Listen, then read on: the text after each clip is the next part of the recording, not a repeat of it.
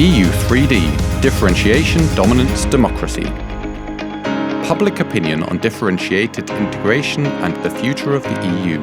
We actually found that citizens in 6 selected member states continue to use the nation-state frame as a reference point when they are thinking about democracy in the EU, not only on the national level, but also on the EU level.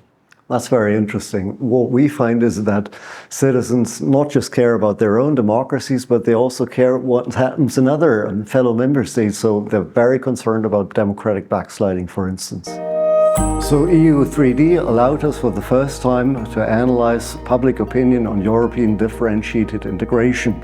Previous research had focused on the state level mostly, partially on elites, partially on parties. What we do find is that citizens are pro-differentiated integration. They see it as a means to reconcile national autonomy with, at the same time, the respect for European integration. They dislike forms of differentiated integration that are considered to be discriminatory, and that is particularly the case if it imposes costs on those states which are not participating in EU differentiated integration. What do people think about when you mention the European Union? In this paper with Pavel Babos, we have explored the so-called thought communities.